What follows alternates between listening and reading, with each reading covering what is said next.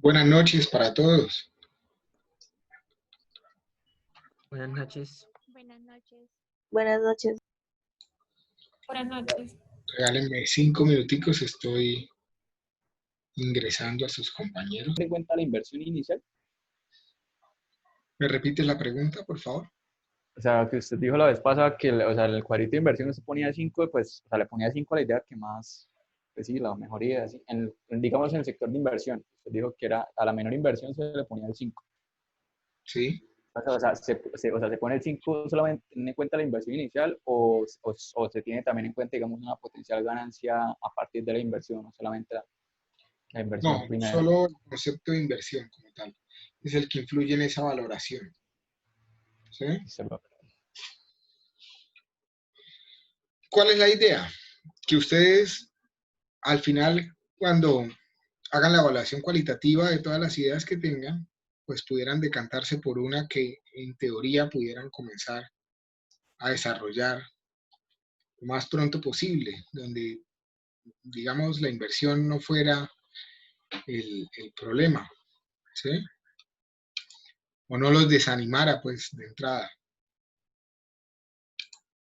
Todavía hay compañeros queriendo acceder. Andrés Rondón. Un minuto.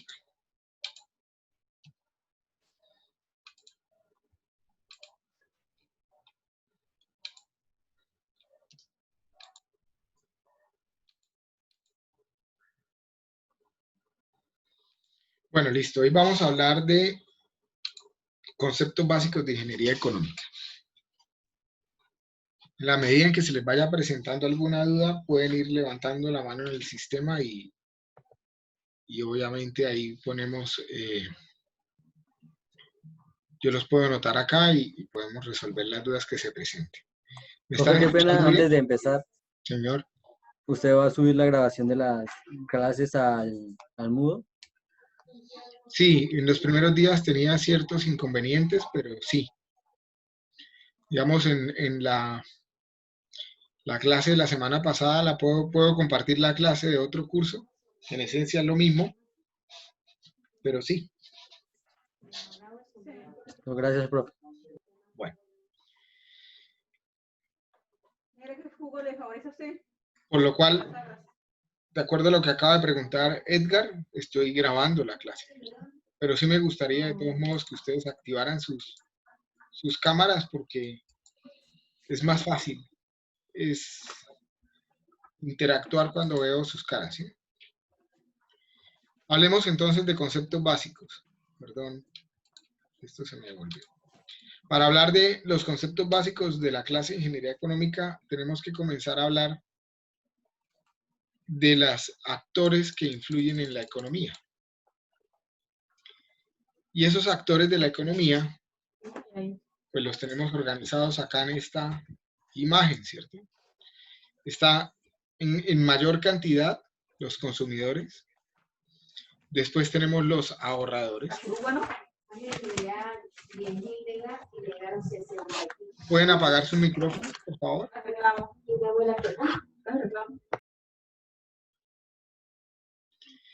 Después vienen los intermediarios y especuladores. Y finalmente los inversionistas o los empresarios. Comencemos a hablar entonces de los consumidores como tal. Los consumidores, o un consumidor es una persona o es una empresa que demanda bienes o servicios proporcionados por un productor o por las personas que proveen bienes y servicios a cambio de dinero. Es decir, es un agente económico con una serie de necesidades. También podemos definir al consumidor como aquel que consume o compra productos para el consumo y es por tanto el actor final de diversas transacciones productivas.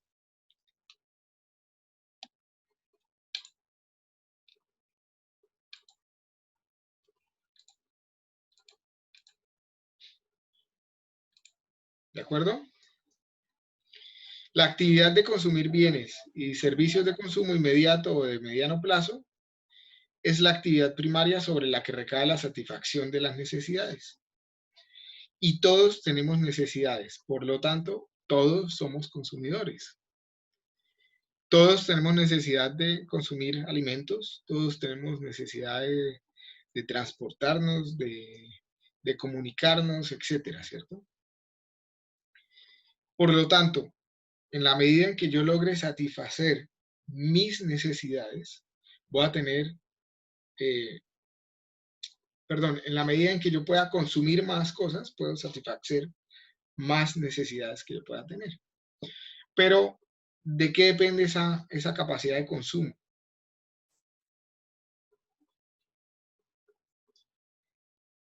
Que lo veíamos la clase pasada.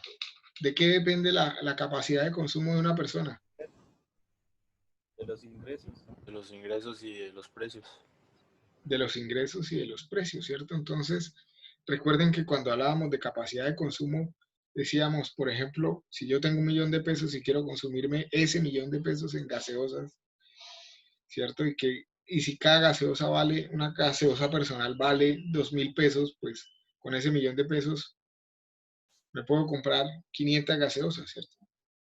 Pero si tengo la misma cantidad nominal, es decir, si tengo 1.000.000 de dólares, ¿cuántas gaseosas podría comprarme?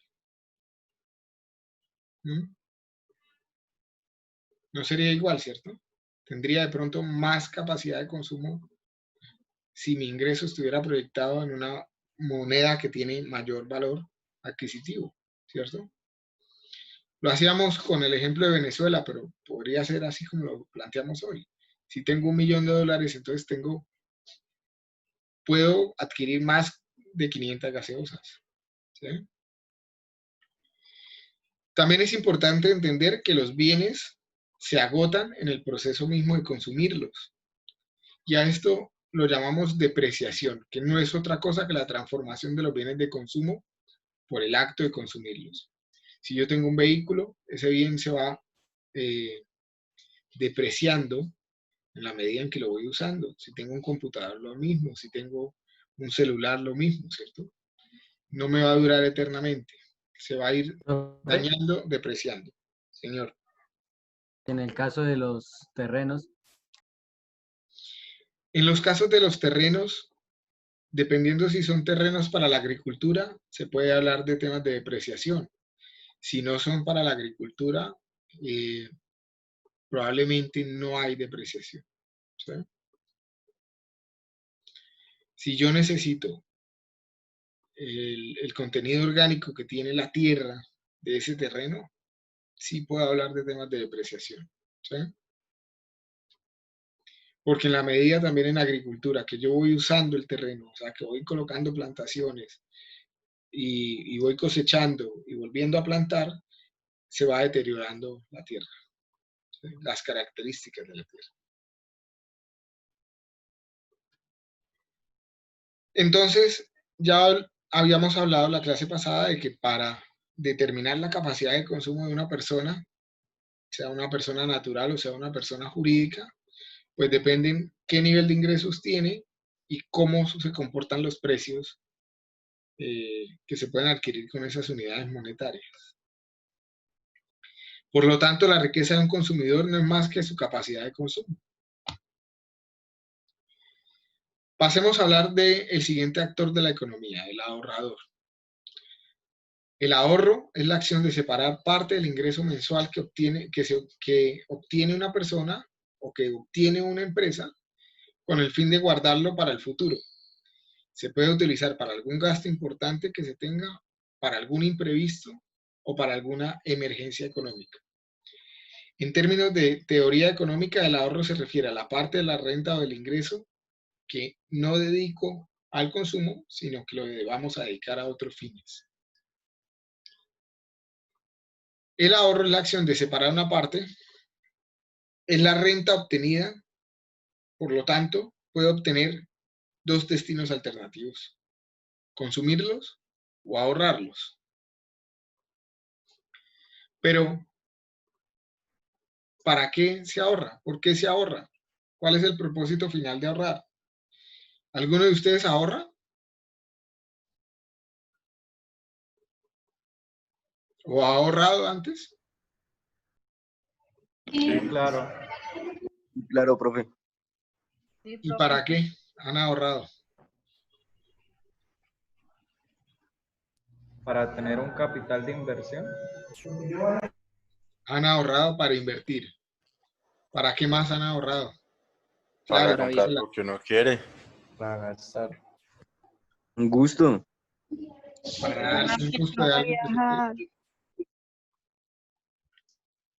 ¿Para qué más? Perdón. Satisfacer una viajar. necesidad que a corto plazo no es suficiente el dinero. Entonces uno ahorra y guarda el dinero para que a una cantidad de tiempo establecido uno ya tenga la cantidad suficiente para comprarlo o satisfacer lo que uno necesita. Ok. ¿Cómo ahorraron? Cuando han tenido que ahorrar, ¿cómo ahorraron? ¿Qué En hicieron? una alcancía. No comer. La alcancía.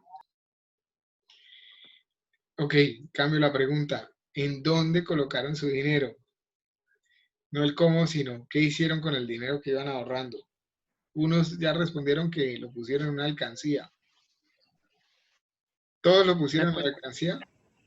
En un Dejarlo cajoncito. guardado en Una donde cuenta de en el ahorros. depósito. Cuenta. Una cooperativa.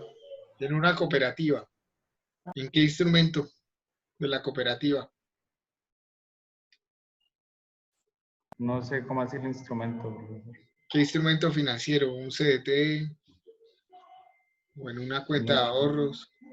cuenta de ahorro. ¿Una cuenta de ahorros? Sí. ¿Quién más? ¿En qué ha ahorrado? ¿Cómo han ahorrado?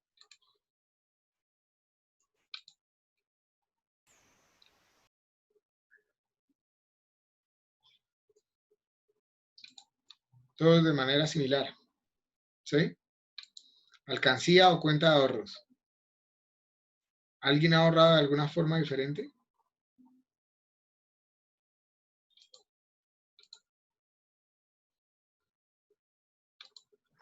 Profe, pues prestando ese dinero que usted tiene, que piensa ahorrarlo, lo presta así, digamos, lo tiene ahí guardado y pues después lo devuelve.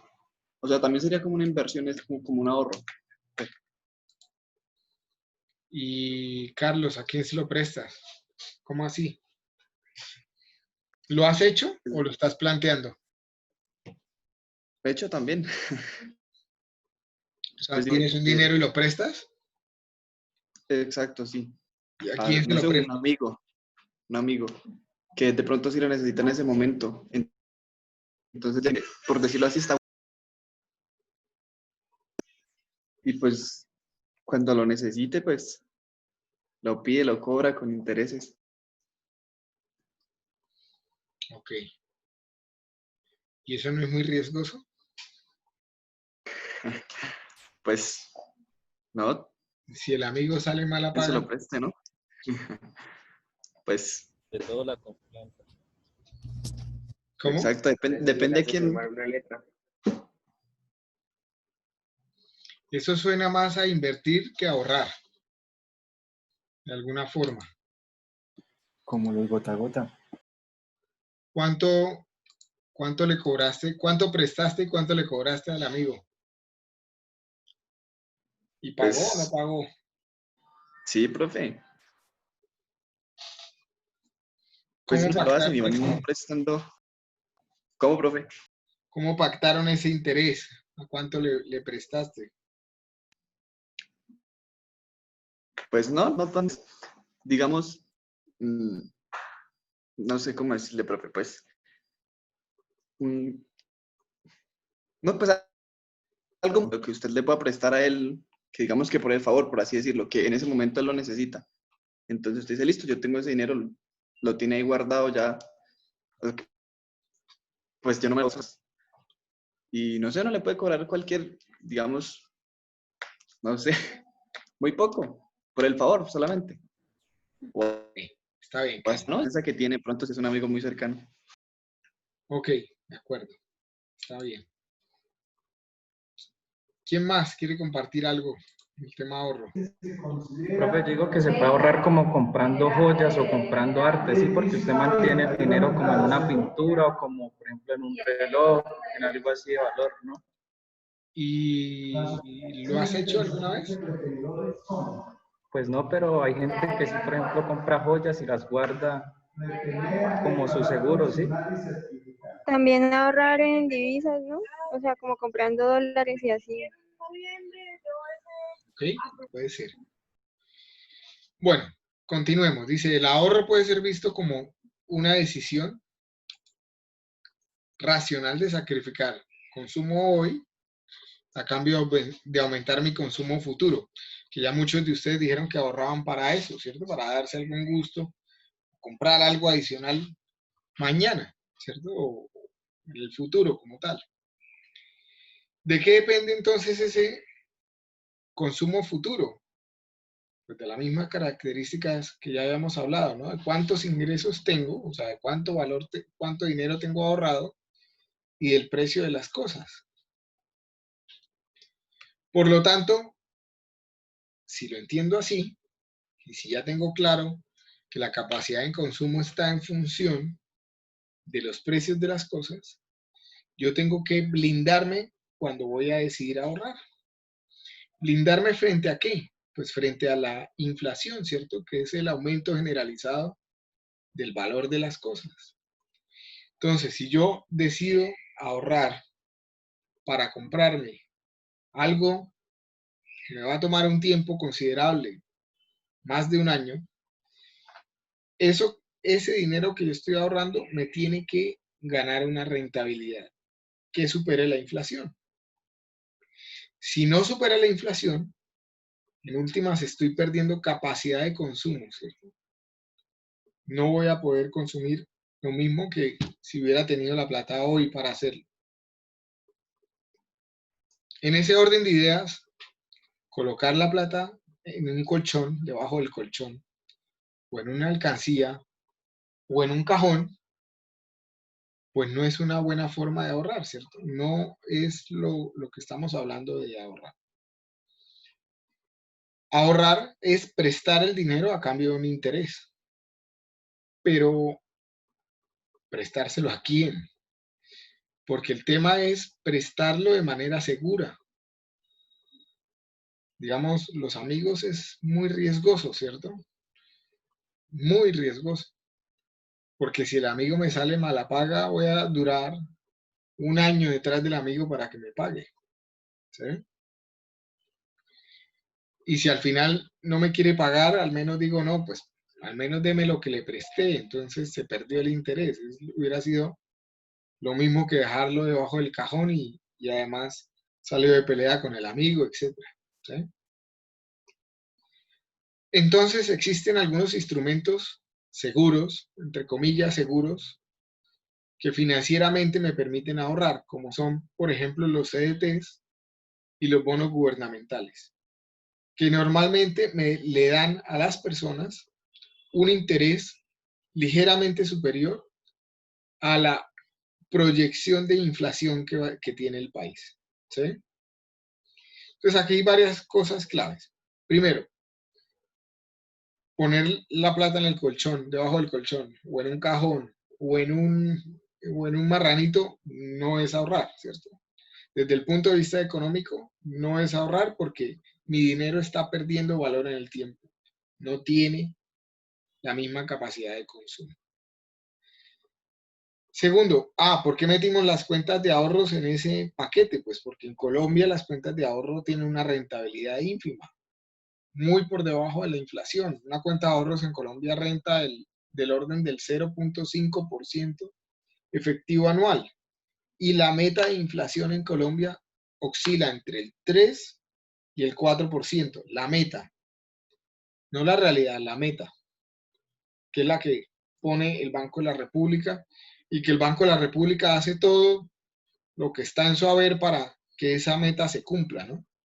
Pero si llega un COVID o algún factor externo que afecte la economía, pues probablemente cumplir la meta es muy complicado, ¿sí? Nos vamos a dar cuenta al final de este año que la meta de inflación no se va a cumplir. Parece que no se va a disparar tanto, o sea, no va a haber un fenómeno de hiperinflación como el que hay en Venezuela, pero la meta no se va a cumplir, va a ser superior a lo que estaba proyectado, ¿cierto? ¿Dónde entonces puedo ahorrar de manera segura? En un CDT o en un bono gubernamental, que los CDTs rentan ligeramente más que lo que se pierde por inflación, ¿sí? ¿Dudas con lo que acabo de decir? Profe, una pregunta. ¿Sí? ¿El porcentaje, digamos, de un CDT varía dependiendo de la cantidad de dinero que uno ponga o no? Sí, normalmente entre más dinero usted le preste al banco, el banco está dispuesto a pagarle más. Y entre más tiempo también lo deje quieto el dinero con el banco está dispuesto a pagarle más. Es que fíjense que lo que uno está haciendo al ahorrar con un instrumento financiero es uno prestándole al banco. Y el banco, de hecho, utiliza ese dinero para todo lo demás que hace. O sea, él coge ese dinero y lo presta.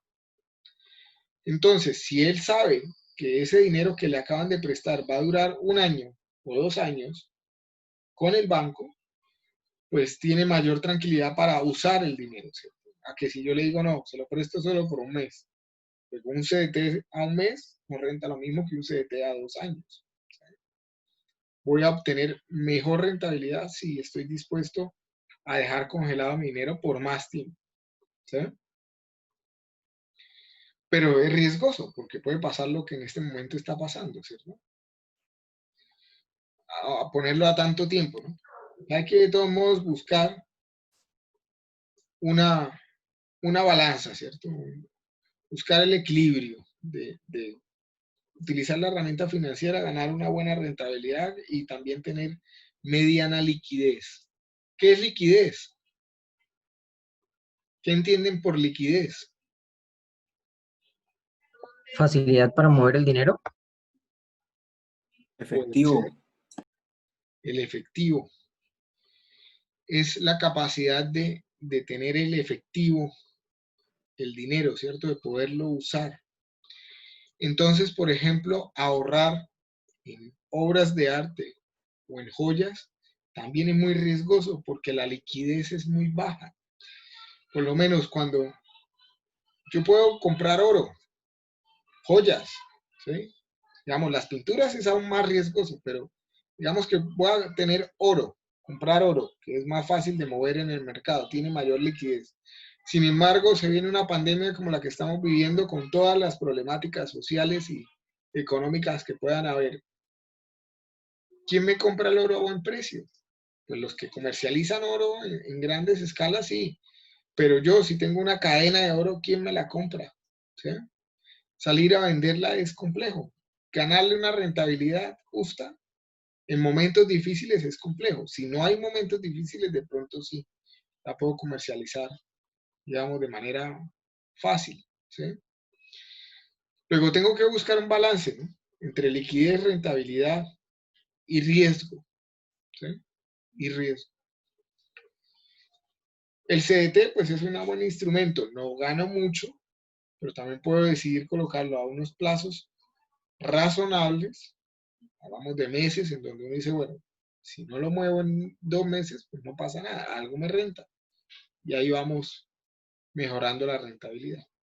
Cuando comencemos a hablar del tema de interés, ustedes van a poder hacer transformaciones de tasas de interés mensuales, convertirlas en anuales. Entonces, uno puede comenzar a investigar o a asociar los conceptos que está viendo en clase con la realidad. Entonces, ¿qué pasa si abro todos los meses un CDT mensual? Al final del año voy a tener la misma rentabilidad o no voy a tener la misma rentabilidad que si lo abro el mismo CDT en un año. cuánto va a ser la diferencia de rentabilidad entre un instrumento y otro. ¿Sí? Lo pueden hacer. Carlos, ¿qué pregunta tienes? Profe, ¿qué pasa, por ejemplo, con las personas que tienen el dinero ahorita mismo en un CDT? Nada, pues el CDT sigue rentando lo que se pactó, ¿cierto? Tendrían que dejarlo el tiempo que está pactado para obtener esa rentabilidad. Si yo ya estoy viendo probablemente que la rentabilidad que me está ofreciendo el CDT va a ser menor a la inflación, lo que puedo hacer es tomar una decisión, digamos, prematura, por decirlo así, retirar mi dinero del CDT, pero cuando yo retiro un dinero del CDT antes del término, antes del plazo pactado, el banco me entrega el dinero, pero no me da la rentabilidad. O sea, es como si hubiera puesto el dinero en un cajón. ¿Sí? Ok, profe. Aparte que los bancos cobrarán ahí algo adicional por manejo y sistematización y no sé qué más vainas. Algo les terminan descontando, ¿no? Adicional. Pero, por decir algo, si yo ya veo que las tasas de los nuevos CDTs tienen mejor rentabilidad que la tasa que yo pacté en un momento antes de una pandemia o antes de una externalidad como la que puede estar ocurriendo, pues yo puedo retirar mi dinero y volver a pactar con el banco, o sea, o buscar otro banco que me rente más, que me rente ya teniendo en cuenta lo que está ocurriendo. ¿Sí? Puede ser una decisión acertada, pero en principio sería ver cuál es la tasa de rentabilidad y hacia dónde se está moviendo la economía en términos de inflación, a ver si vale la pena o no hacer ese movimiento. ¿Sí? Ok, profe, gracias. El siguiente actor de la economía, Jesús, cuenta. Buenas noches. Profe, pero para usted, ¿qué tan rentable es el CDT? O sea, por ejemplo, si le llevo al banco 10 millones, a 6 meses me daría por ahí unos 230.000 más o menos. Entonces, no sé, o sea, en ese tiempo, o sea, ¿qué tan factible es para una persona llevar su dinero a un CDT o es mejor, no sé, buscar como otra forma de inversión? Si el objeto es ahorrar, el CDT es la herramienta apropiada. Si el objeto es ganar dinero, tener rentabilidad, el CDT no es la herramienta apropiada. Debería invertirse el dinero, que es muy diferente. En el CDT se está haciendo es un ahorro. ¿Sí? Un ahorro. Un ahorro bien entendido, en el sentido de que ese dinero no va a perder capacidad de consumo en el futuro porque está rentando unos punticos más que la inflación. ¿De acuerdo? Ok, sí. El siguiente actor o los siguientes actores de la economía pues son los inversionistas, los especuladores, los intermediarios, los empresarios. ¿Qué entienden por intermediarios? O bueno, les leo primero la diapositiva y les hago después la pregunta. Dice, el inversionista o el especulador puede entenderse como un individuo cuya racionalidad económica es la de captar recursos financieros para colocar dichos recursos a producir o a invertir, de tal manera que se genere una rentabilidad que le permita crear valor y acumular valor. El inversionista, por lo tanto, compra factores y bienes productivos. Y digamos, aprovecho la diapositiva para complementar algo de lo que estábamos hablando ya del tema de ahorro. Las tasas de los CDTs se llaman tasas de captación, que tiene mucha lógica, ¿no? El nombre a lo que se refiere es los instrumentos financieros con los que los bancos atraen dinero del mercado, captan dinero del mercado, ¿cierto?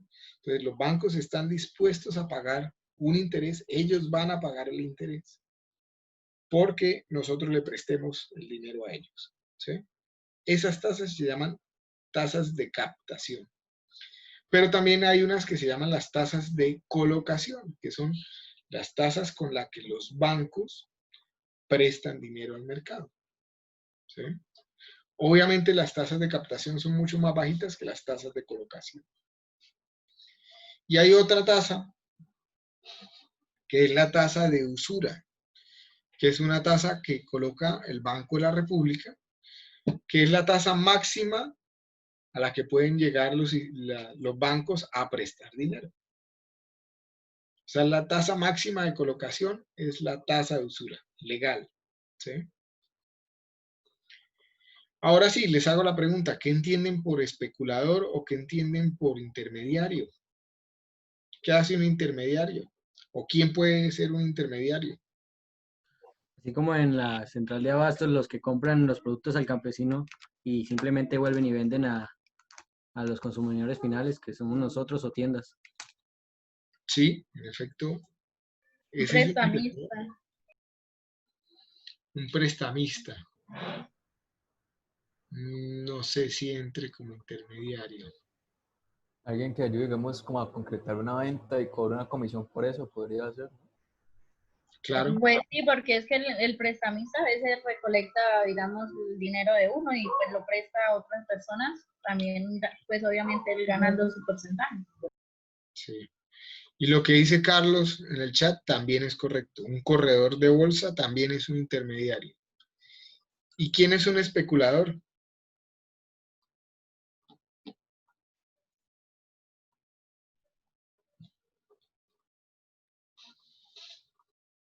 ¿Un banco puede ser un especulador? ¿Por qué? Porque ellos prestan un dinero para conseguir un bien pues ajeno. Digamos un banco que presta para comprar una casa. El banco, aparte de lo que presta, va a ganar un dinero y está invirtiendo para eso. Pero no respondes mi pregunta. ¿Y eso cómo se relaciona con los especuladores? ¿A qué se refiere? Profe, porque maneja el dinero de otra persona que ya lo invirtió y lo presta, ¿no? Ese es un intermediario, ¿no? Pero ¿qué haría propiamente un especulador? Pues a mí lo que se me ocurre como por la palabra es como alguien que digamos que opera en una operación ajena, en una operación de otras dos personas, digamos como un trader o algo así, ¿no? No sé si me estoy equivocando. Un trader es un corredor de bolsa, es un intermediario, ¿cierto? Digamos, la diferencia entre el inversionista propiamente dicho y el intermediario es que el intermediario trabaja el dinero de un tercero y el inversionista trabaja su propio dinero. ¿Sí? Hace producción con su propio dinero, el inversionista. Mientras que el intermediario trabaja el dinero de un tercero y gana una rentabilidad por ese trabajo. Pero el especulador, hay muchos inversionistas que también juegan como especuladores muchas veces.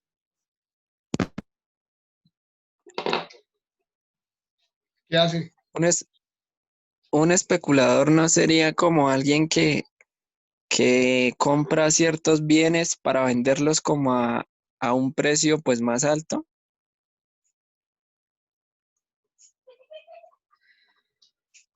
Puede ser. ¿Quién más? Me da una idea.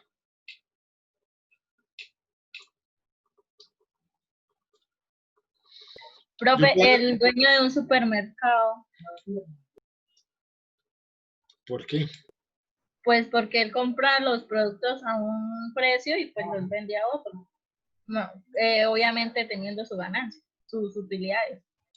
El dueño de un supermercado no es un inversionista, no es un empresario.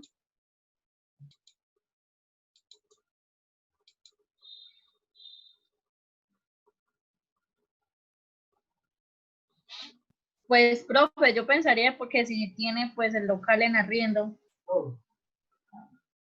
¿Y qué pasa que estén arriendo? No entendí.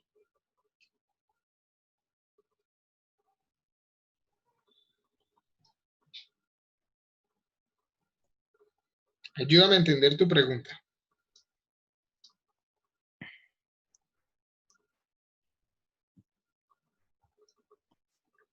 Un O sea, ejemplo sería, Profe, Cerremos el tema por favor, si tiene una duda, van levantando la mano y yo les voy dando aquí paso. Pero entonces terminemos, ya te doy la palabra, Carlos. Entonces, terminemos con la idea del supermercado. ¿Por qué el dueño de un supermercado pues tiene unos productos, los consigue seguramente al por mayor a un precio y los vende más caros? Al final es un empresario, ¿cierto? Es un especulador. O sea, él puede comprar una gaseosa de 2.000 y venderla en 50.000. Pues no tanto, pero pues, o sea, lo que me refiero es que, digamos, sí, el dueño del supermercado sí podría ser un empresario, pero digamos alguien que tome como tal todo el negocio en arriendo. También es un empresario. No tiene que ser necesariamente el propietario de todo lo que involucra hacer el negocio. ¿Se ve? Puede estar entre su modelo de negocio no adquirir el lote ni el lugar. Puede ser parte del modelo arrendar. ¿Sí? Pero, a ver, yo quiero cerrar la idea para que no quede volando por ahí. El dueño de un supermercado es un empresario y los precios, aunque él los puede colocar, digamos, van marcados también por la oferta y la demanda. Si él coloca la gaseosa a 50.000, lo más probable es que nadie le compre. O sea, que no tenga demanda. ¿Sí? La gaseosa de 2.000, si pretende venderla a 50.000, pues nadie le compra. ¿Sí?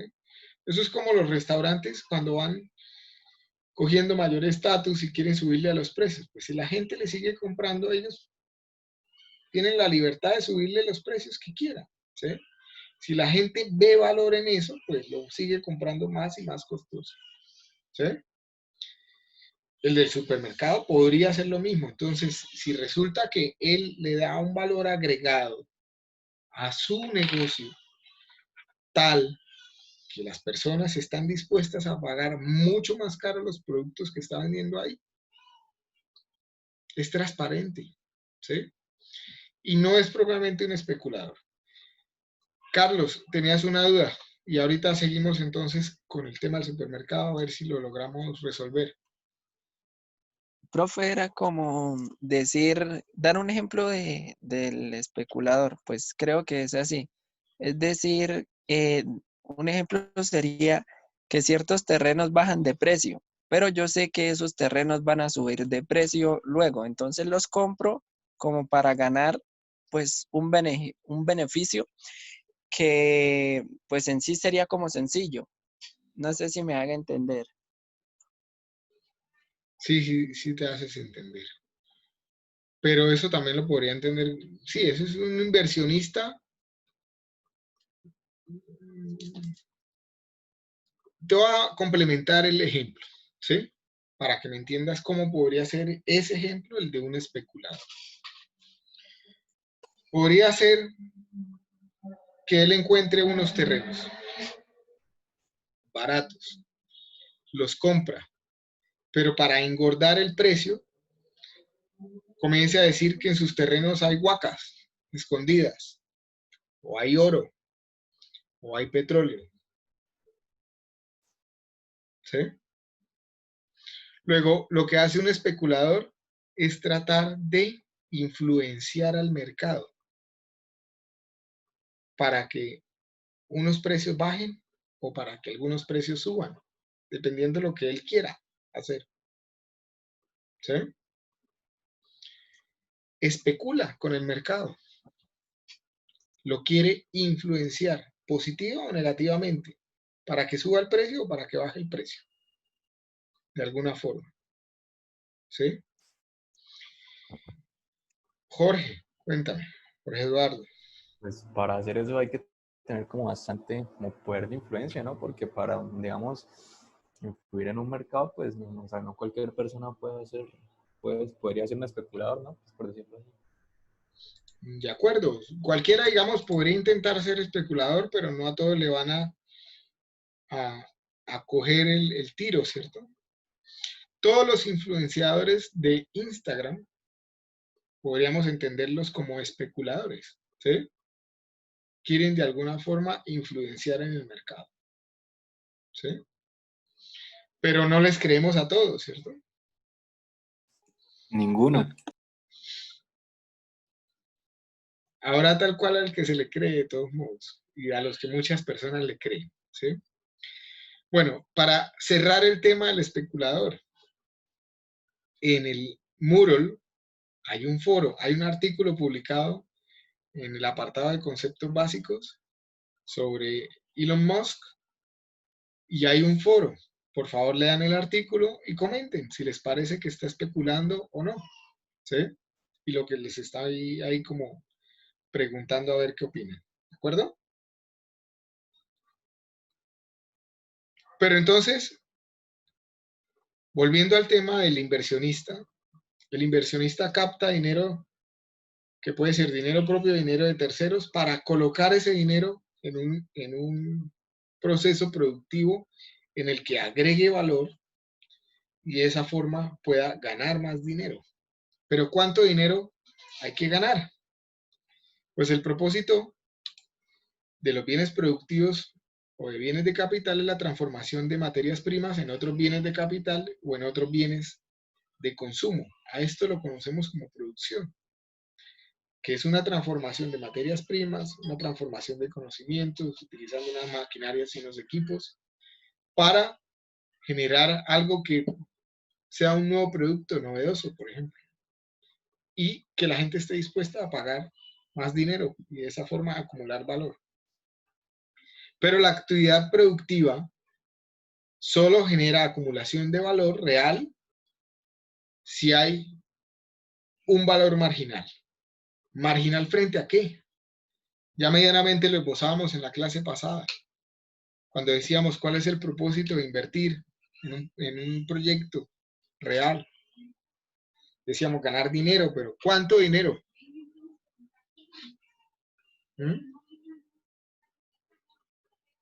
¿Cuánto dinero hay que ganar? Para responder esa pregunta, digamos, no es en términos de cantidades, de magnitudes de cantidades, sino en términos del valor del dinero que está inmerso en el proceso de producción. Es en la actividad productiva, es en la inversión donde se encuentra el elemento central del crecimiento económico. Sin la inversión no hay crecimiento económico, ni cambian las condiciones objetivo de vida.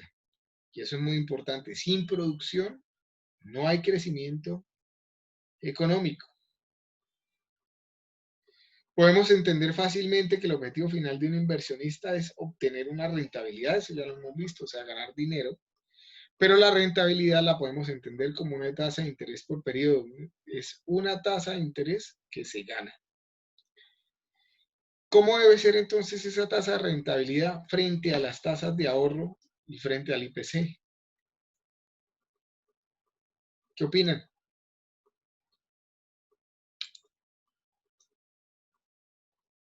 Que debe ser superior, ¿no? Porque si no, para eso metería el dinero en una cuenta, en un CDT o algo, ¿no? De acuerdo, esa es la respuesta tal cual.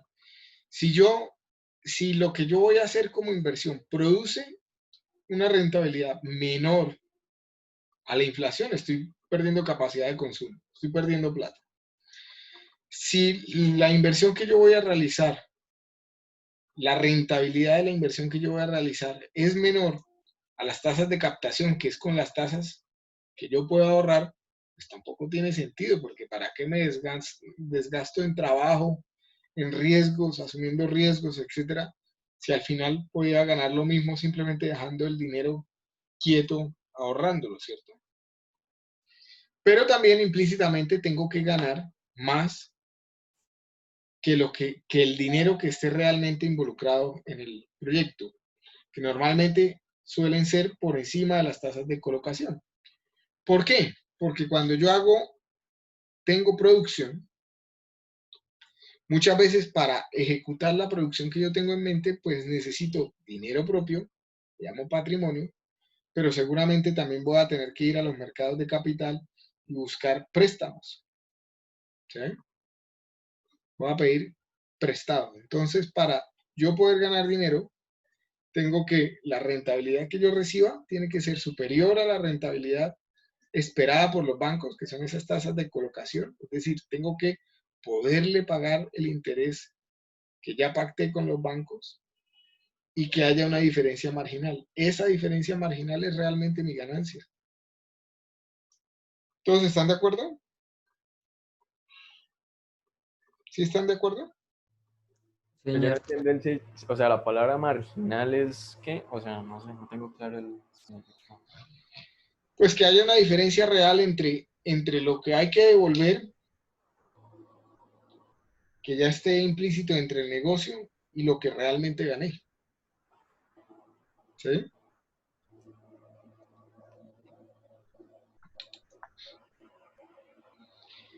Entonces, de lo que hemos hablado hasta acá, vamos resumiendo. Ya hemos hablado de interés y de rendimiento, en donde sabemos que el interés es el valor del dinero que tiene en el tiempo y que el rendimiento pues es lo mismo, pero cuando me lo gano yo. Cuando ese interés me lo estoy ganando yo, hablamos de rentabilidad o de rendimiento. Lo otro que tengo que tener presente es que independientemente si yo me comporto como un consumidor, como un ahorrador o como un inversionista o como un especulador, el valor del dinero en el tiempo me afecta, ¿cierto? Si yo soy un consumidor, me afectan las tasas de inflación, porque hacen que mi dinero pierda capacidad de consumo. Si yo soy un ahorrador, me interesa saber y ganar la mayor tasa de captación para perder o para blindarme frente al tema de la inflación, ¿cierto?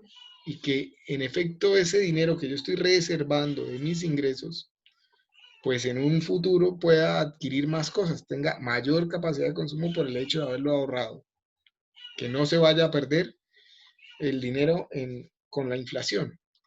Y si yo soy un inversionista, me afecta, pues la rentabilidad que tenga mi dinero va a estar influenciada por la diferencia frente a las tasas que yo tengo que pagar realmente de capital, ¿sí?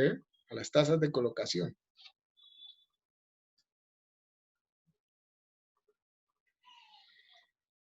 También hemos hablado implícitamente de un concepto muy importante en ingeniería económica, que es el valor del dinero en el tiempo, que no es otra cosa que un concepto económico basado en la premisa de que para un inversor es preferible recibir una suma de dinero hoy a recibir la misma cantidad de dinero en un momento futuro. Porque en ese momento futuro, pues la capacidad de consumo de ese mismo dinero va a ser menor. Y porque si recibo el dinero hoy, pues puedo obtener intereses sobre ese dinero, puedo invertirlo, ¿cierto? Y adicionalmente al efecto de la inflación, pues lo que ya habíamos comentado, perder capacidad de compra. Una unidad de dinero hoy tiene más valor que una unidad de dinero en el futuro, pues el dinero en el tiempo tiene la capacidad de generar mayor valor. Este dinero se puede invertir ahora para ganar interés y más dinero en el futuro. Por esta razón, al hablar de valor del dinero en el tiempo, se habla de tasas de interés.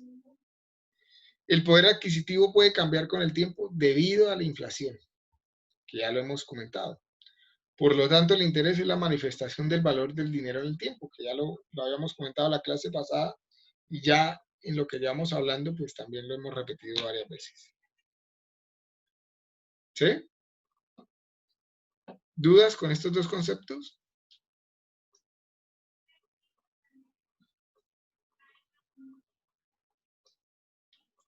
Hagamos un ejercicio. Por favor, saquen sus cuadernos, saquen sus calculadoras. Jorge, cuéntame.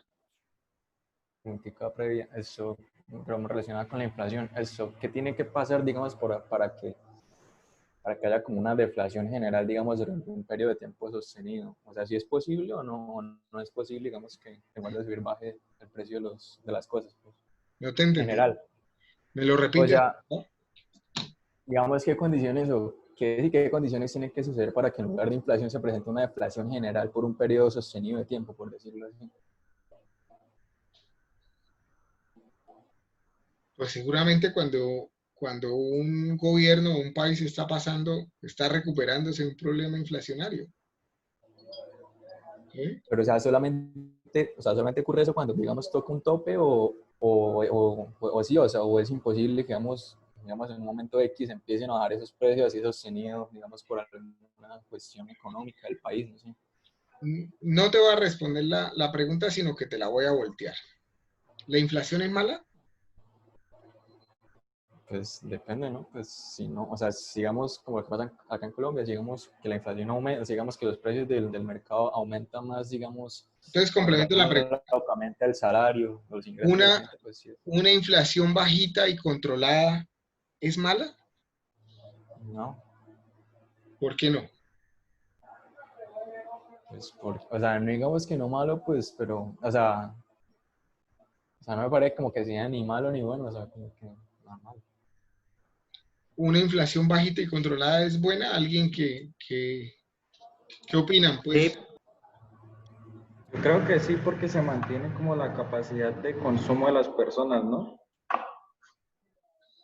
Bueno, entonces para no alargar el tema, es importante tener inflación bajita y controlada, pero que existe inflación, porque la inflación dinamiza la economía, porque si no hubiera inflación, la gente pues comienza a guardar su dinero en los cajones, no comienza a usar o a consumir y entonces muchos procesos productivos se estancarían. ¿Sí? Cuando hay una inflación sostenida, pues yo puedo, y controlada, digamos, y bajita, yo puedo ahorrar, porque habrán instrumentos financieros que comiencen a rentar por encima de la inflación.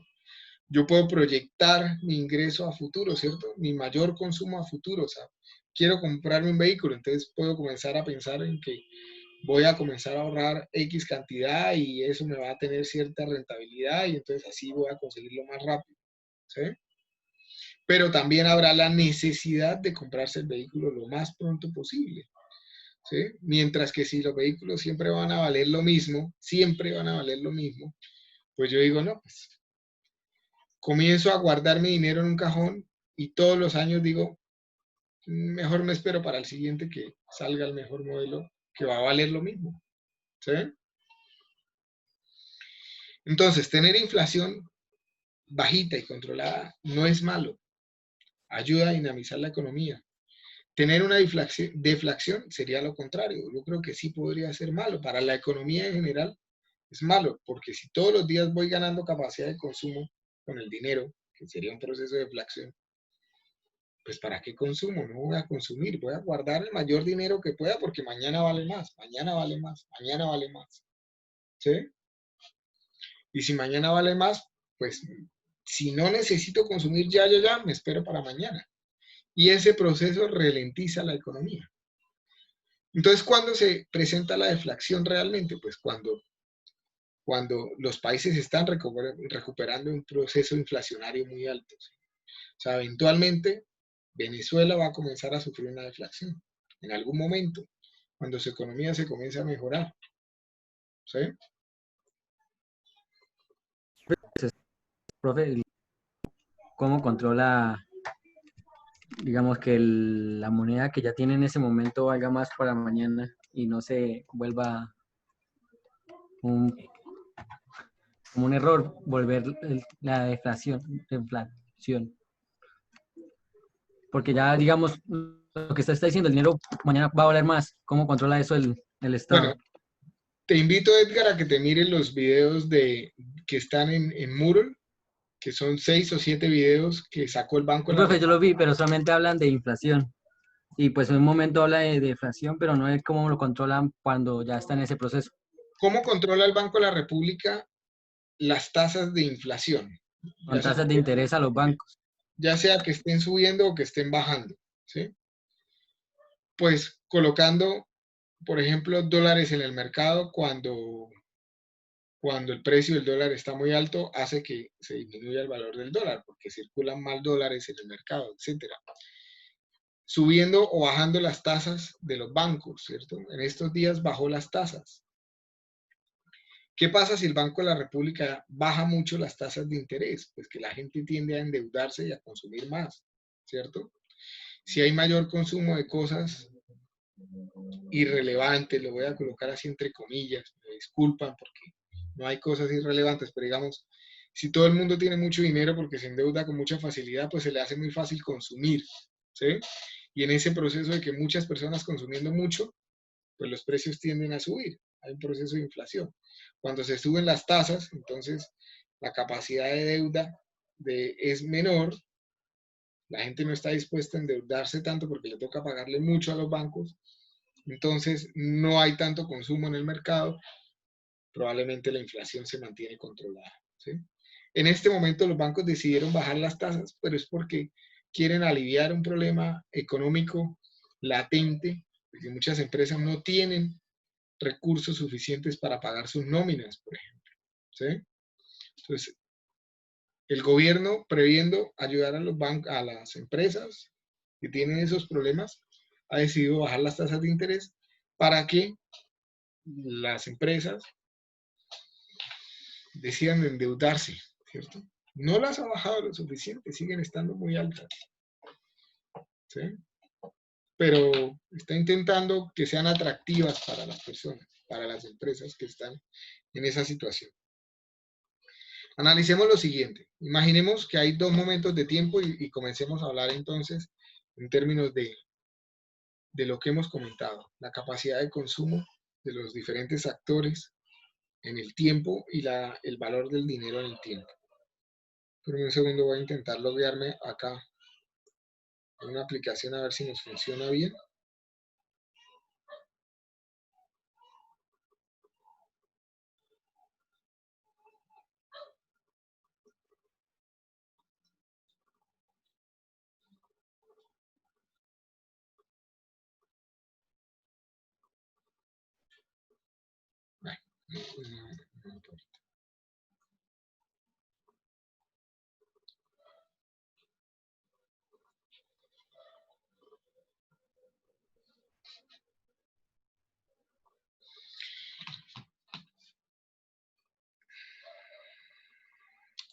Sergio Estupiñán. ¿Estaba Sergio ya en la clase o no? No.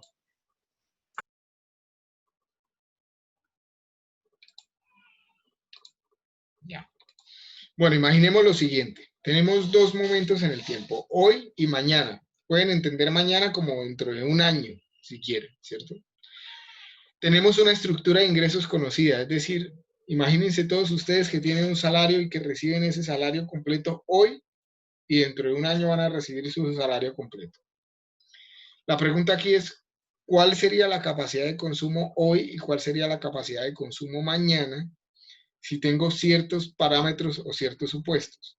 ¿Cuáles son esos supuestos? Que tanto la tasa de inflación como la tasa de captación como la tasa de colocación van a ser del 5%. Entonces hagamos el ejercicio. Voy a dejar de compartir en este momento acá. Voy a intentar que todos hagamos el ejercicio de alguna forma. Me confirman cuando vean la pantalla. A ver.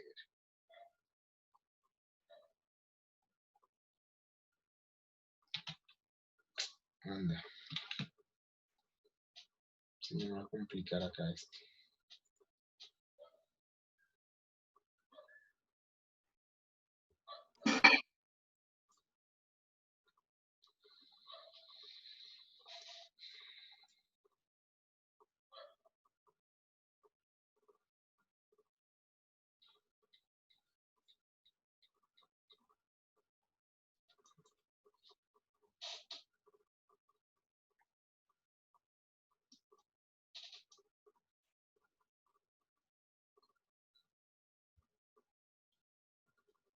Ahora lo volvemos a intentar.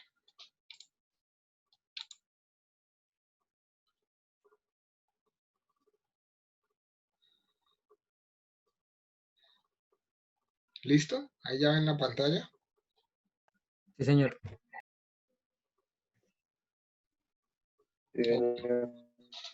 Ok, entonces intentemos esbozar, ahora sí, nuevamente, el tema.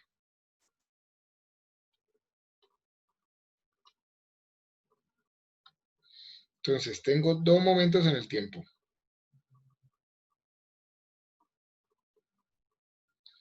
Hoy, en donde voy a ganar 40 millones de pesos, y mañana, donde voy a ganar 60 millones de pesos.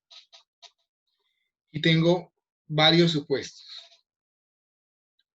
que tanto el IPC como las tasas de captación, como las tasas de colocación, las tres, son del 5%. ¿Listo?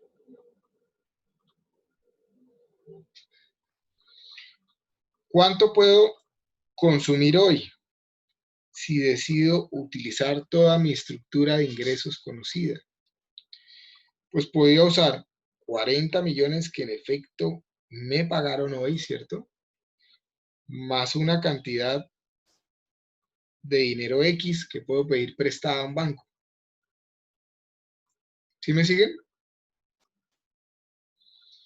¿Cuánto podría pagarle al banco dentro de un año cuando me entre mi dinero? En total, capital que me prestó más los intereses que se pactaron con el banco, ¿cuánto podría pagarle?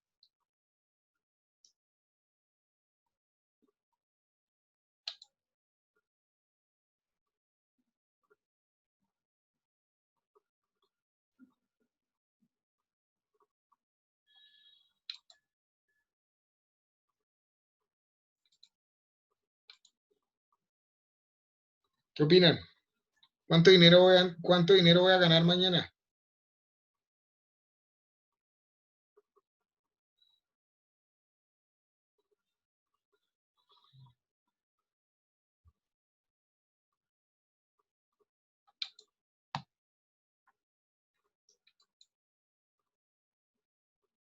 Stephanie, Angie, Sergio, ¿cuánto dinero gano mañana?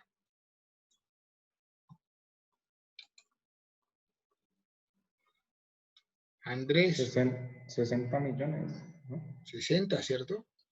Entonces, lo máximo que le puedo pagar al banco mañana son 60 millones, ¿cierto? Es decir, que 60 millones son igual a la X, que es lo que me prestaron, más lo que generó X por las tasas que me prestaron, ¿cierto? Por las tasas de colocación. En otras palabras, X es igual a 60 millones sobre 1 más la tasa de colocación.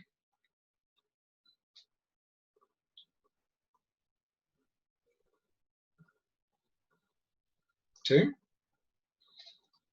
Es decir, que hoy podría traer 40 millones que en efecto tengo más 60 millones sobre 1,05. ¿Cuánto me da eso?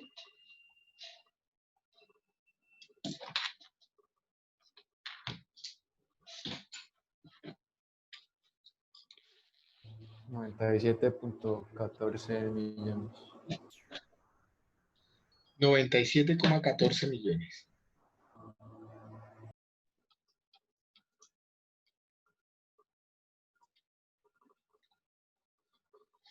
De acuerdo. ¿Dudas con lo que acabamos de hacer?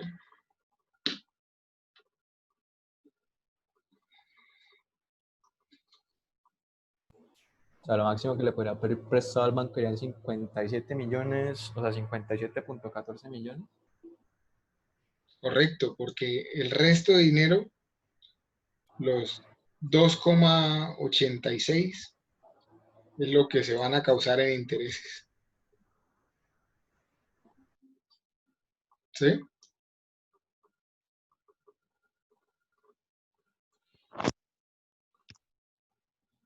¿Qué pasa mañana?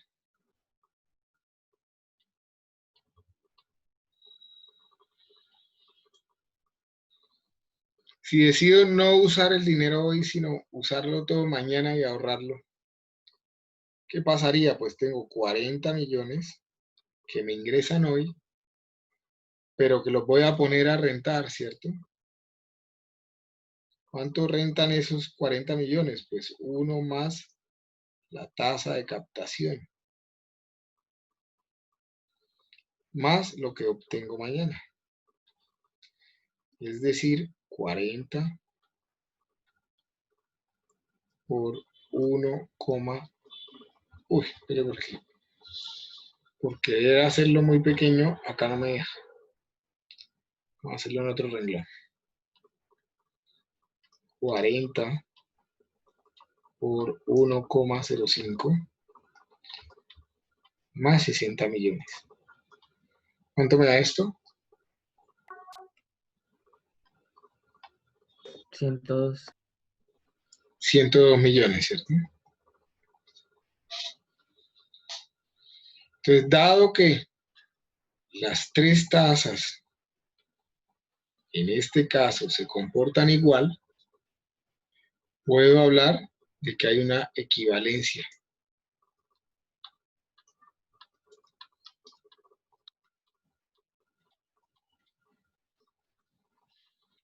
Dime, Carlos, ¿qué duda tienes? Profe, si las tasas fueran diferentes. Ya vamos para allá. Ya lo hacemos. ¿Sí? Y en esta equivalencia me voy a dar cuenta que el capital futuro es igual al capital presente por 1 más el interés, que es mi primera ecuación de ingeniería económica, digamos. O mi segunda ecuación, ¿no?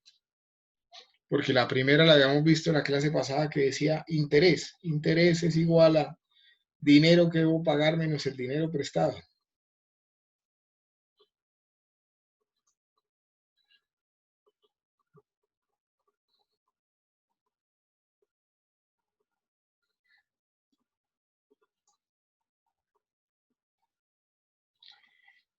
Entonces, chequemos esto que acabamos de decir. 102, que es el capital futuro, es igual a 97,14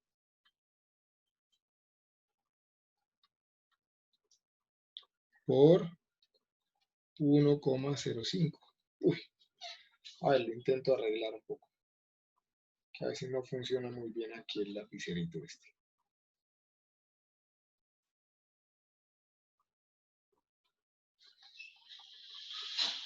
$97,14 por 1,05. Hagan un acto de fe y verán que parece 0,5 ahí.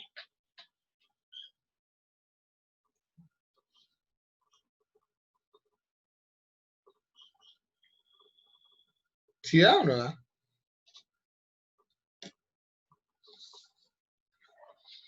Obviamente con todos los decimales sí da, ¿cierto?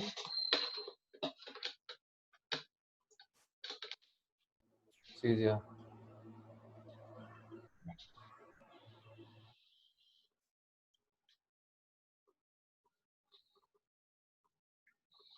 Entonces decía Carlos ahorita, y si las tasas no son iguales,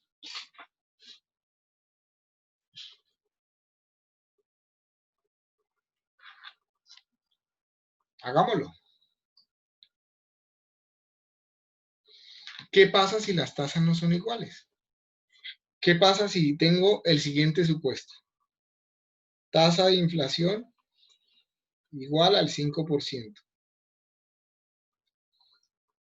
A ver, le voy a colocar las tasas en decimales. De hecho, en todas las ecuaciones de ingeniería económica, cada vez que yo coloque una tasa, la debo colocar en decimales. Entonces, inflación 0,05.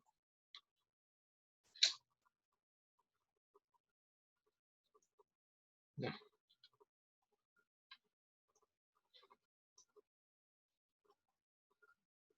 Lo intento otra vez. Inflación igual a 0,05.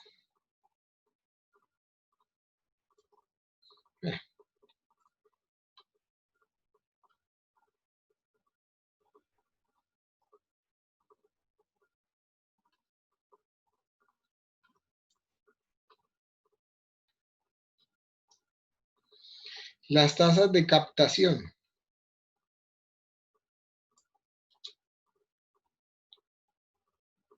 Coloquémosle 0,07, es decir, un 7%. Y las tasas de colocación, 0,18.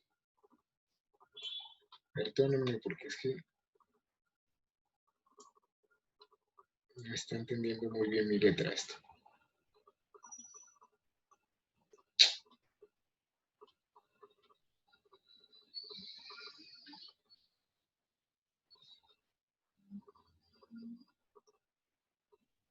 $18. Acto de fe y Pero $18. ¿Sí? ¿la tasa de colocación corresponde a qué? La tasa de captación es el dinero con que los bancos captan del mercado, es decir, es la tasa que están dispuestos a pagar. Cuando uno abre un CDT, ellos están dispuestos a pagar una tasa de captación. Y cuando nos prestan a nosotros, hablamos de tasas de colocación. ¿Listo? Sí, profe. Entonces, en ese caso, tengo la misma estructura de ingresos, 40 millones hoy, 60 millones mañana. Si decido utilizar todo mi dinero hoy, tendría que, puedo usar 40 millones que en efecto me pagan más 60 millones sobre 1 más la tasa de, ¿qué tasa uso?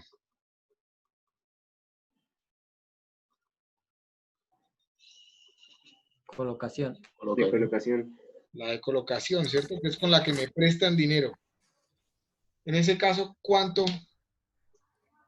me darían?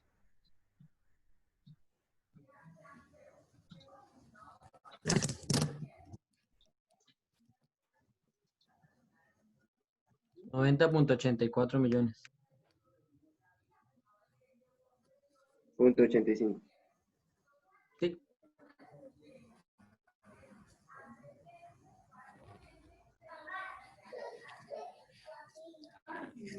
$90.847, listo, 90,85.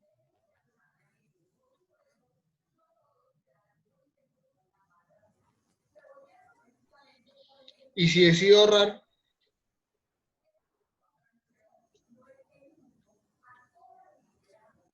Tocaría hacerlo con la tasa de captación, ¿no? ¿sí? Entonces sería 40 por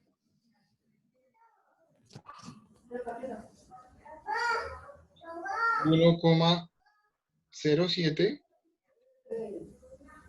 más 60, ¿cierto? ¿Y eso cuánto me daría?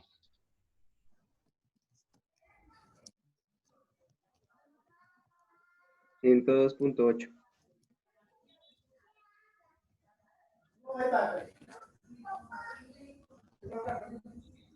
¿Dónde gano más dinero? ¿Dónde puedo consumir más? ¿Hoy o mañana? Mañana. Mañana. Mañana.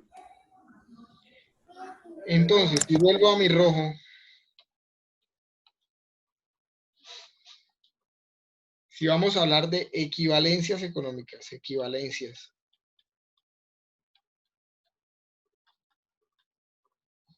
Donde tengo que capital futuro es igual a capital presente por 1 más el interés.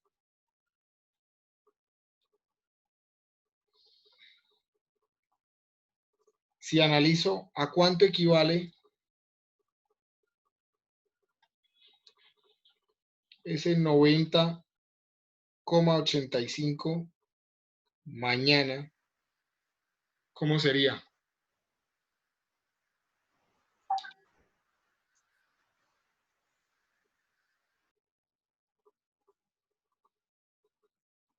¿Cuánto me daría?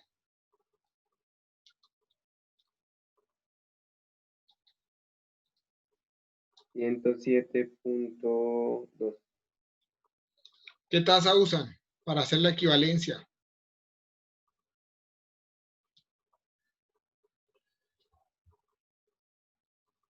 La de colocación.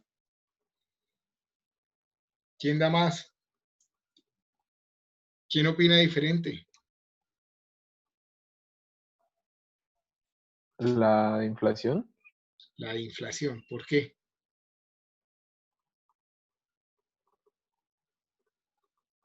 porque la inflación es como lo que varía en el tiempo el dinero, ¿no? O sea, lo que rige en el país. Lo que rigen los precios, ¿cierto? Lo que rige la capacidad de consumo. ¿Sí? Que ya lo habíamos comentado. Entonces, es por el efecto de la inflación que los precios de las cosas suben. Entonces, si yo quiero saber cuánto dinero necesito mañana para comprar lo mismo que puedo comprar con 90,85 hoy, pues la tasa que necesito utilizar para la equivalencia es la tasa de inflación. Y en ese caso me estaría dando 95,39. 95.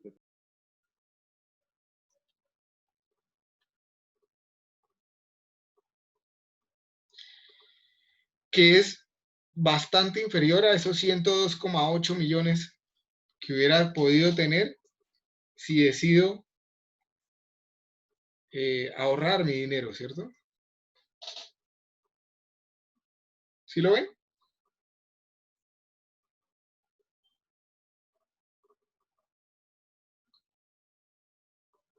Es decir, que en este ejemplo, que es un poco más ajustado a la realidad, porque considera las tasas como son realmente, es decir, la inflación ligeramente inferior a la de captación y la de captación inferior a la de colocación, pues me voy a dar cuenta que, en efecto, si decido ahorrar, es decir, si decido apartar parte de mis ingresos hoy con el objeto de consumir más en el futuro, en efecto voy a poder consumir más en el futuro.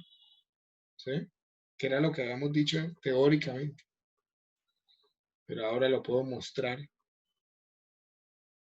digamos, matemáticamente. ¿Sí?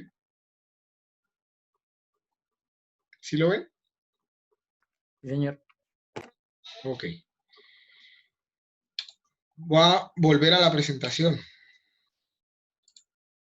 Nos falta un pedacito para terminar, y es hablar del tema producción.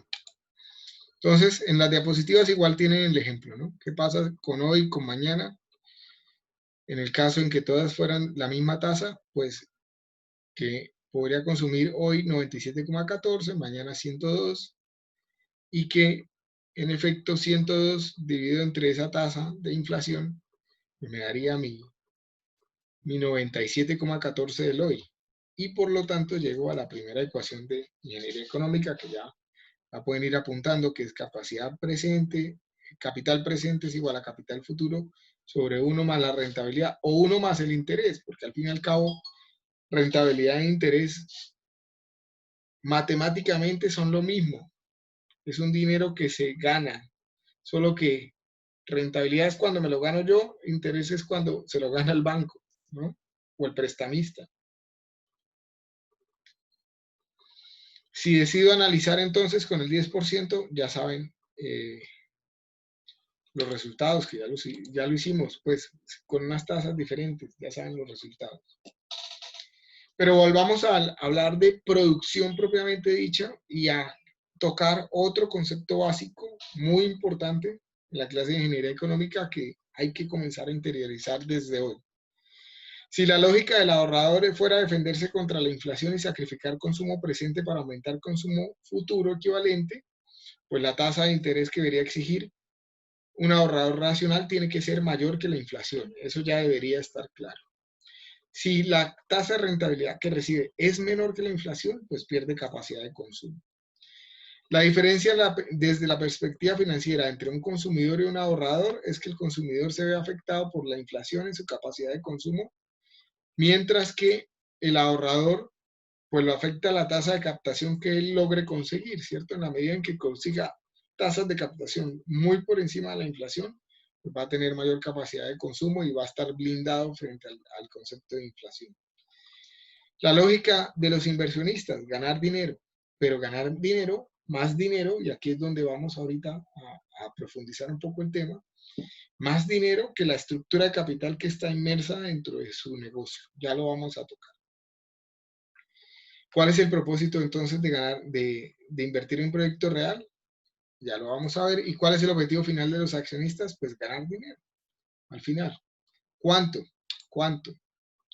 Pues para eso primero debemos entender que la producción, como ya lo comentábamos ahorita, es la transformación de recursos naturales o materia prima, utilizando energía humana, ya sea conocimiento o ya sea mano de obra, ¿cierto? Y instrumentos y herramientas para hacer una transformación de algo. Y esa transformación de algo es lo que conocemos como producción. Y si esa producción soluciona problemáticas o necesidades que están latentes en el mercado, van a crear mayor valor. Y la gente va a estar dispuesta a pagar más dinero por ese valor agregado. Y eso es lo que hace o permite que haya ganancia o acumulación de valor. Pero para hacer producción, yo tengo que invertir dinero. Y ese capital se compone de deuda o de patrimonio. ¿Quién abrió el micrófono? Y se escucha mucho ruido. Gracias. Entonces, entendiendo que yo puedo colocar dinero producto de deuda o producto de capital propio, es que yo tengo que comenzar a analizar mis negocios para ver cuál tasa es la tasa mínima que yo espero ganar. A partir de esa tasa yo tengo ganancias marginales. ¿Se acuerdan lo que comentábamos? Definimos rendimientos de capital como la tasa de rentabilidad que se obtiene cuando un inversionista adelanta un proyecto que ha fondeado con la mezcla de patrimonio o deuda. El rendimiento de capital es en últimas un interés. Pero si me salto esta parte, lo que tenemos que hacer entonces es comenzar a analizar cuánto vale el dinero que está inmerso en un proyecto de inversión. Y para eso tengo que comenzar a analizar el costo promedio ponderado de capital. ¿Cómo calculo el costo promedio ponderado de capital? Volvamos al tablero.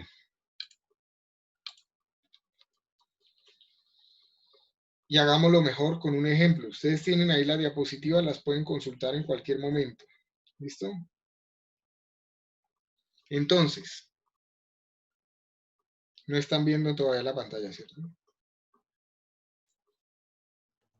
No, señor. ¿Ya la ven? Sí, profe, ya. Listo, entonces, arranquemos por los supuestos del negocio. Supongamos que yo tengo un negocio entre manos en el cual hay que invertir 100 millones de pesos. ¿Listo? 100 millones.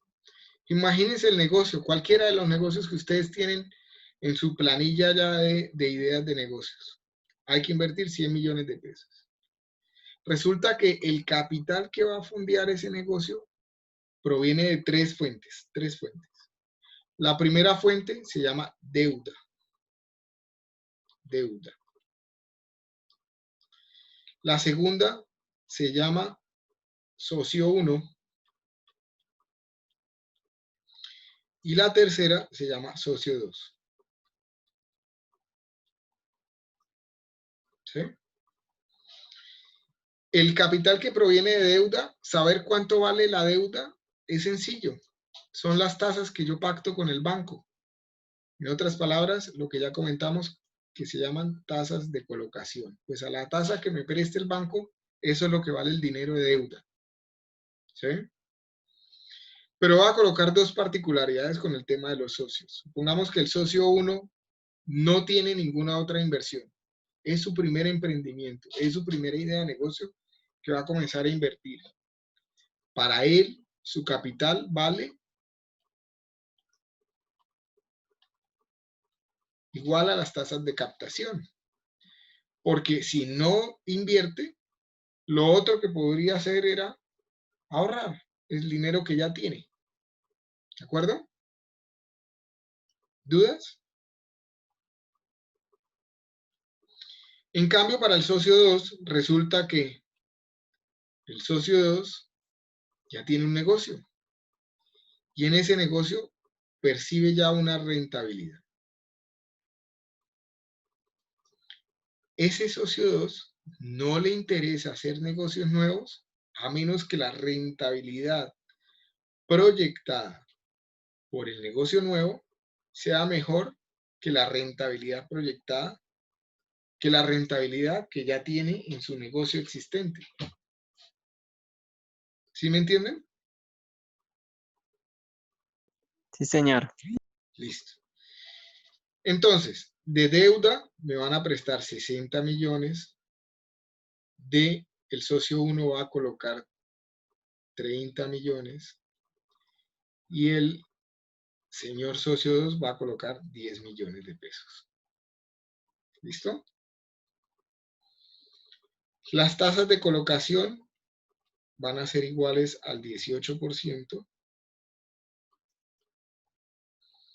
La tasa de captación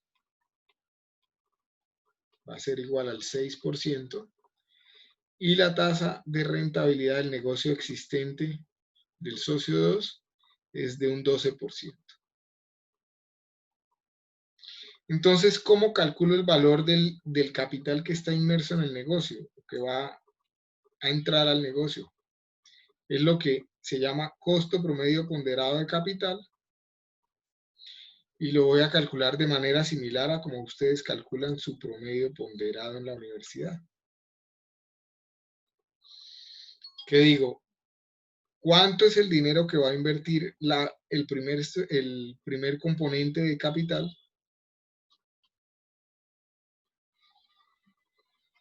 Que son 60 millones del total de capital requerido, 100 millones, por la tasa, 0,18. Más. Lo segundo que se va a invertir, 30 millones sobre 100 por, ¿este era qué? Captación, 0,06 más,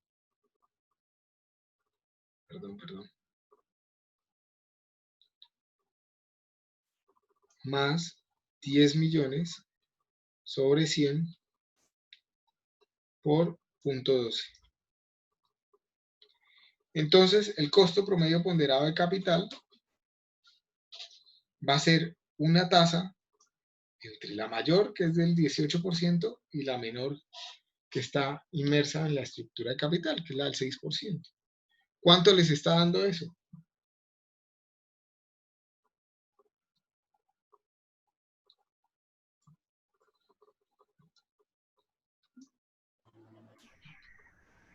Solamente la operación que está ahí da 0.138.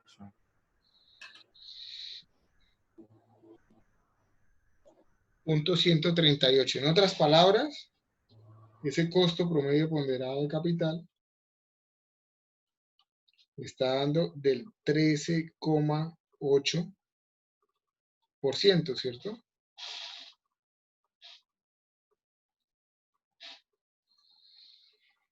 Es decir, que a partir de este punto,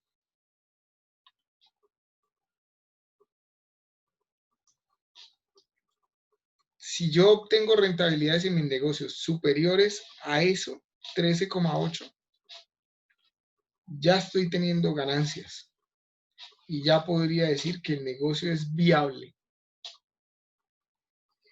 A partir de este punto es que yo comienzo a definir lo que llamamos una tasa mínima atractiva de rentabilidad. ¿Sí? Que yo sugiero que la coloquen en sus negocios de inversión como el costo promedio ponderado de capital más 1 o 2%. ¿Listo?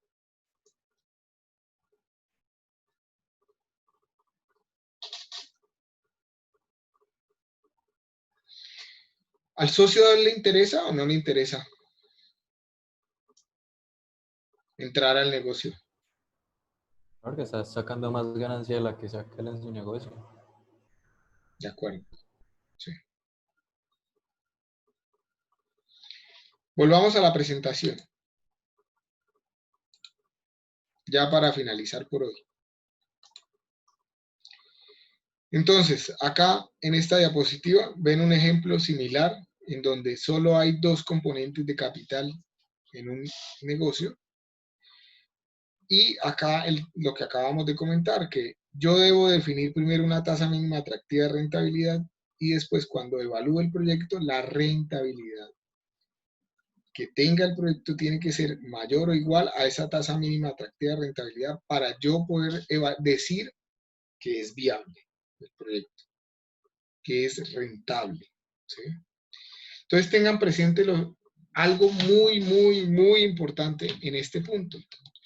Y es que cuando ustedes hagan su reporte inicial de proyecto, no vayan a decir el negocio es rentable, porque todavía no lo han evaluado, ¿listo? Van a decir que tiene buena pinta, que parece que está acorde a las tendencias del mercado, qué sé yo, pero no hablen de rentabilidad todavía, porque no lo han evaluado, ¿sí? Hacia allá vamos. Hay algunas características de la tasa mínima atractiva de rentabilidad y de un concepto también muy importante que es el del costo de oportunidad. Primero vamos a dar el concepto teórico de lo que es un costo de oportunidad. Es la rentabilidad que un inversionista deja de percibir por no tener los recursos para ejecutar un proyecto. Rentabilidad que un inversionista deja de percibir por no tener los recursos de capital para ejecutar un proyecto. En ese orden de ideas, coloquemos un ejemplo. Ahí tienen uno en la diapositiva, pero por favor colóquenme atención al ejemplo. Supongan que ustedes son una empresa constructora de edificios, de edificación. ¿Sí?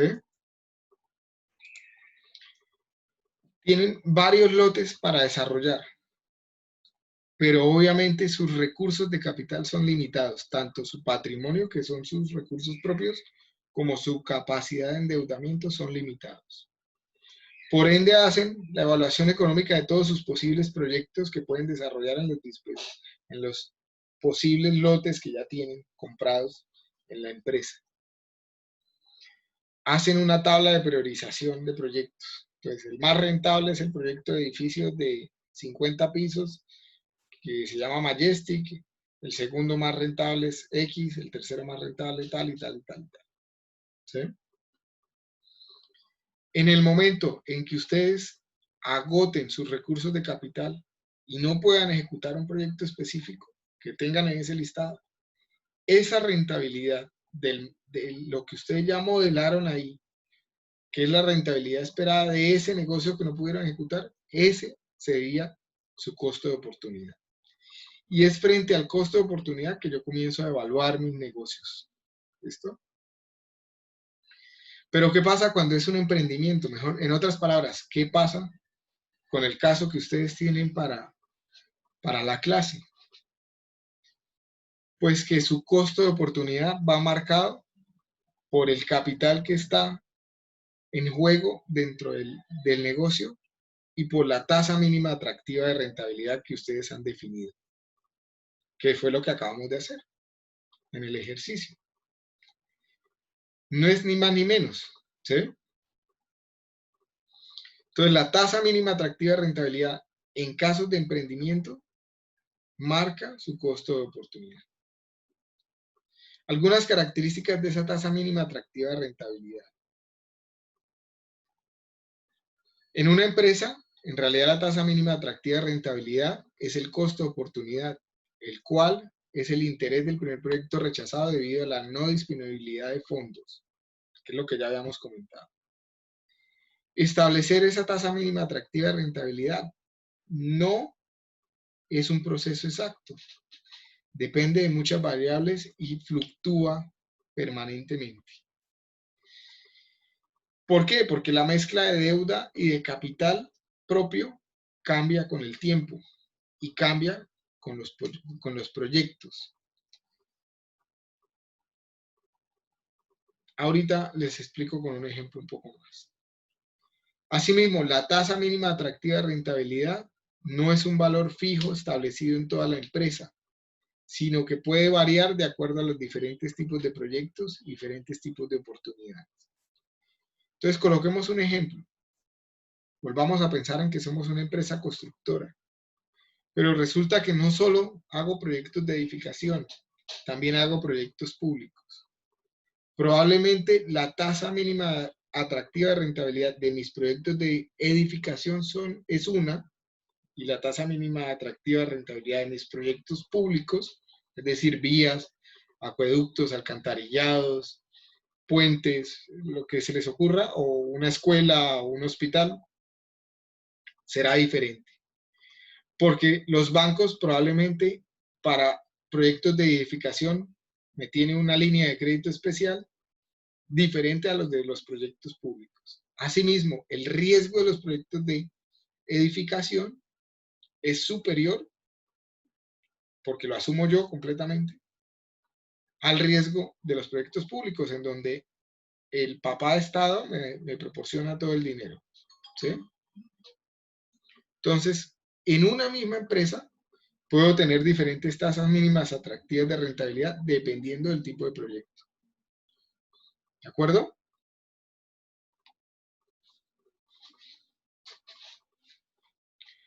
Con eso terminaríamos la clase de conceptos básicos. Por favor, no se les olvide revisar en Moodle el foro. Y si tienen alguna inquietud, pues los escucho.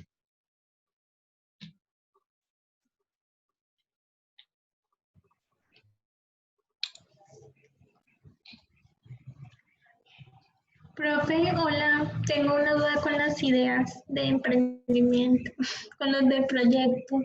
De acuerdo. Profe, las ideas tienen que ser, bueno, las empresas que uno va a formar, no puede ser compra y venta de productos o uno tiene que hacer el producto y venderlo. O, tienes que crear ¿cómo valor. sería? ¿Qué idea en especial estás pensando?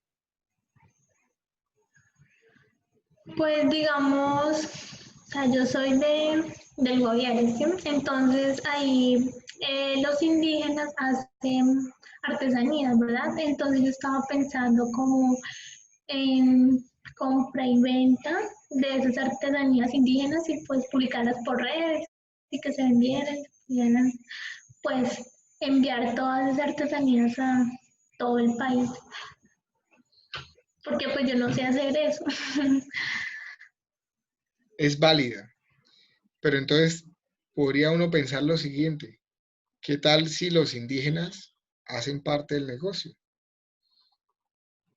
Es decir, tienen una participación en el negocio. ¿Sí?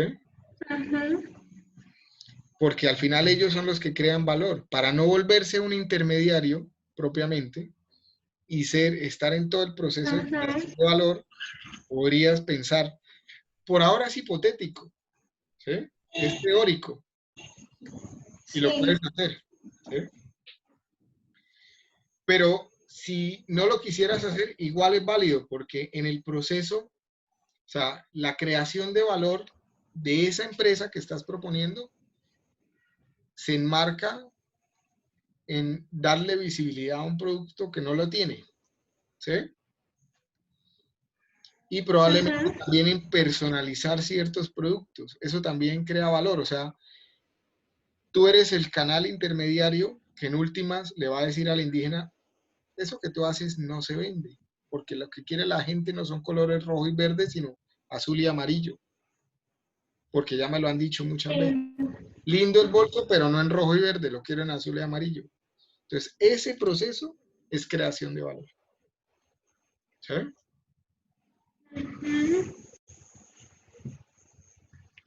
¿Alguien más tiene? Ok, profesora, mi pregunta. Ok. ¿Alguien tiene alguna otra duda?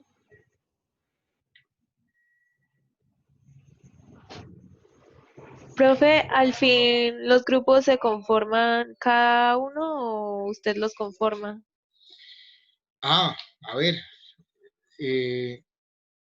Ya esa encuesta se cerró, ¿cierto? Miremos cómo va y cuántos participaron. Entonces, les voy a compartir.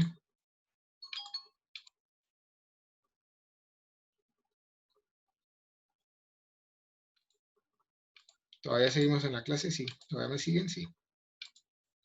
Voy a compartir nuevamente Moodle. Abramos el curso y miremos qué pasó.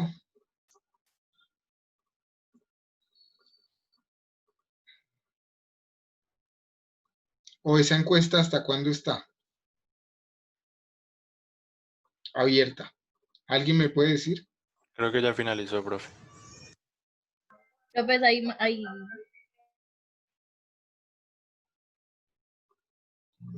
Niveles de clase, conocimiento. Pues un poquito más abajo. Acá. Por ahí. Acá.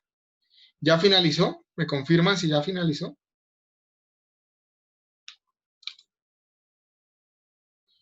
A ver, por acá no dice hasta cuándo está abierta. Es que no quiero abrirla si no está abierta. Profe, todavía está abierta. Entonces, para los que no han contestado, por favor, contesten. Y el miércoles revisamos qué pasó. ¿Me acuerdan? Voy a revisar acá una cosa.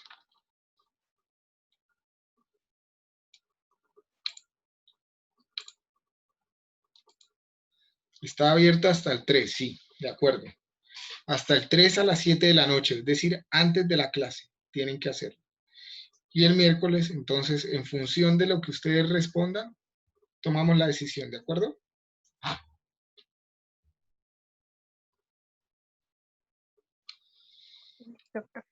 Bueno, muchas gracias a todos. Que descansen y nos vemos el próximo miércoles. Gracias, profe.